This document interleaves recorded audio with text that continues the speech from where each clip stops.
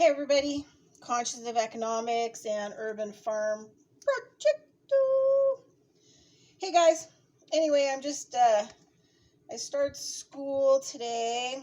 I've got I think it's over. I've got a, 8-month anthroposophy class that starts today. And so pretty excited about that. And then I've got, my big 4 days of the osteopathic online courses that I'm taking just to upgrade my osteopathic work. And so that'll be this weekend. So in the midst of it all, trying to process as much heirloom fruit seed as I can. This is stuff that I've picked, and people call me that, they can't really deal with all the fruit they have this year. And then I come over and process it. And this year I'm just processing for seed. And going for it. And tomorrow I have a place I got to go, and I'll have a lot of plums and peaches and things. Isn't that cool? Yep. And biodynamics, they talk about how we can see the forces in the different plants and foods and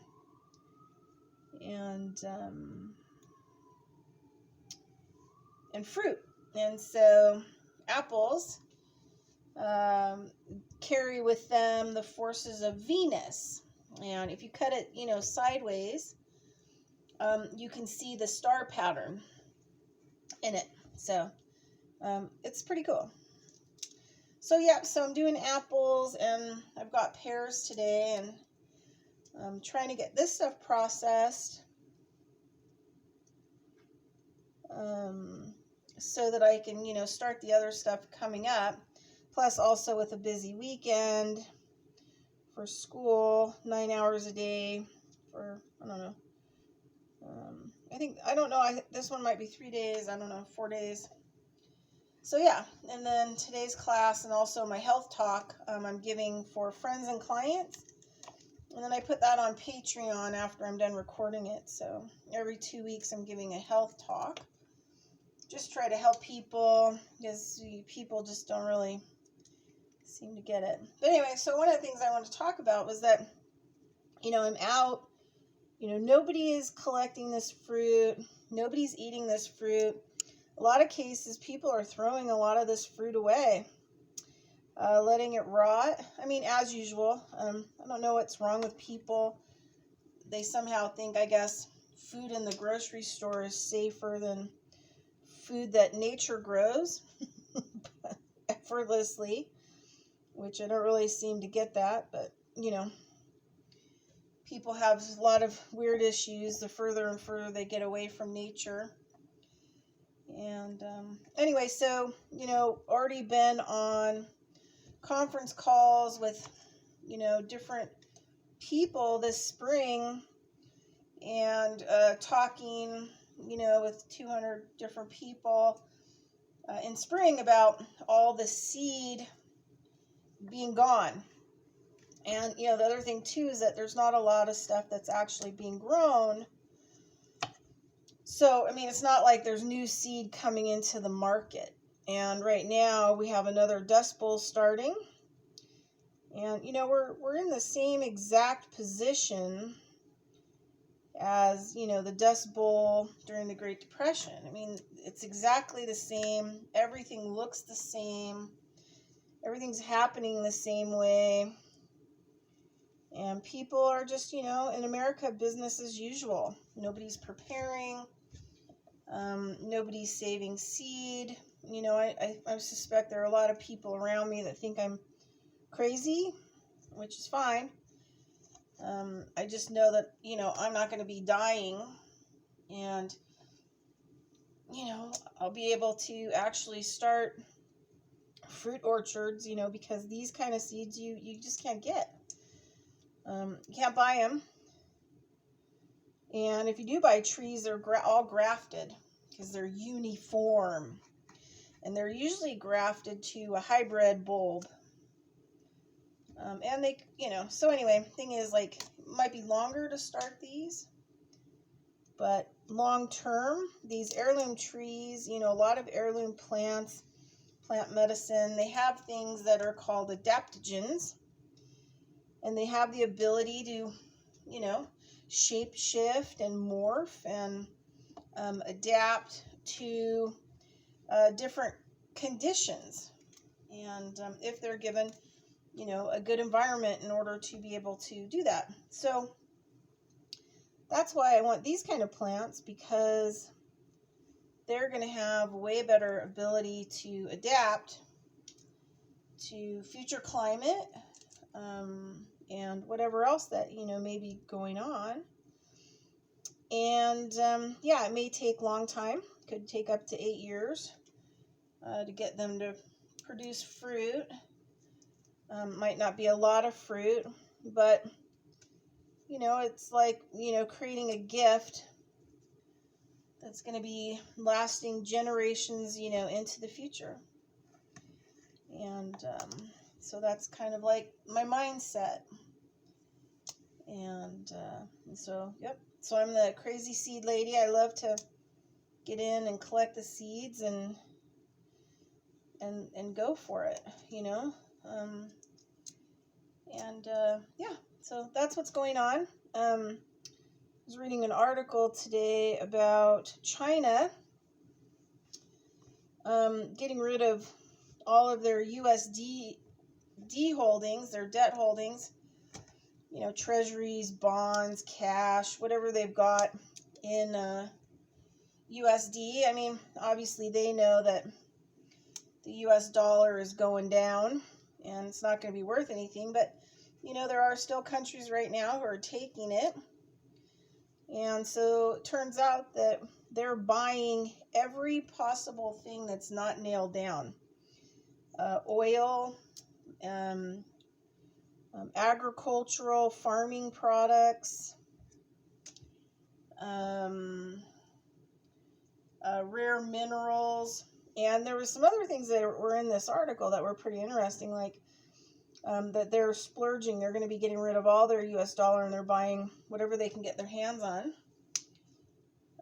But the other thing too that was interesting is that when they get the purchases of stuff, they're moving it all inland.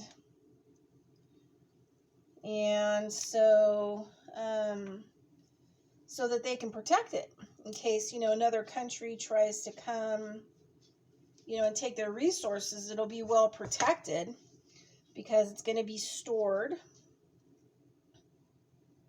Look at those little yum-yums. It's going to be stored inland, so they'll be able to protect it, which I thought was really interesting.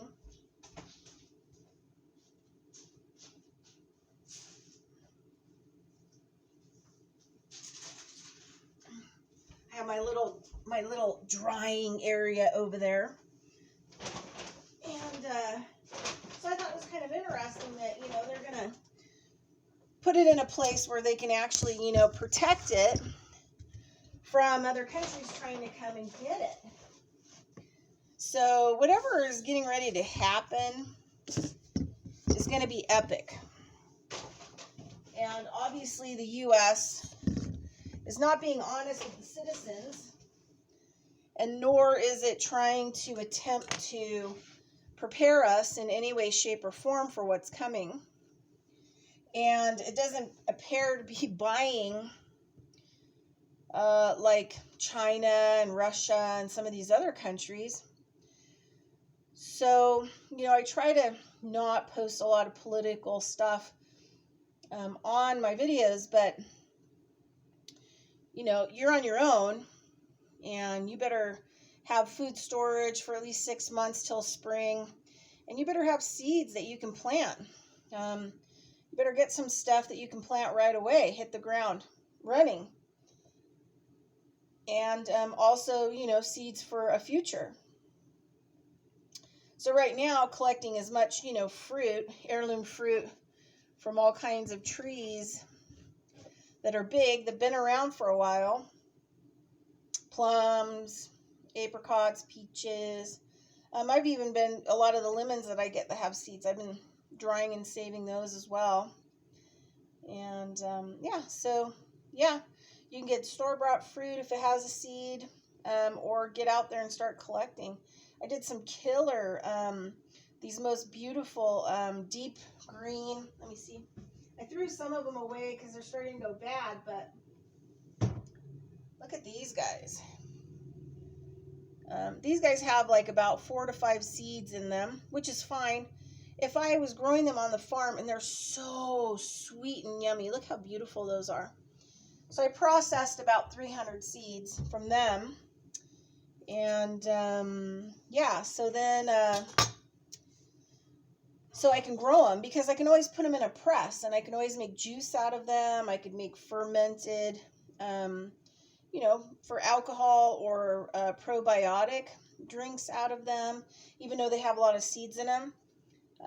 Yeah, so, and then if we can get the seeds out, we can make, grapeseed oil, so it could go into the containers to do biofuel, or press, so that we have oil on the land, so, to cook with and other stuff. So, you have to remember that, this is how we did things. And it takes a lot of product to produce a bottle of oil. And you've got to really start rethinking all of this. So anyway, so that's it. Get out there and collect your seeds. And I'm processing a lot of stuff today. We'll be processing a lot of stuff for the next week. But do your homework and get started. And, you're on your own.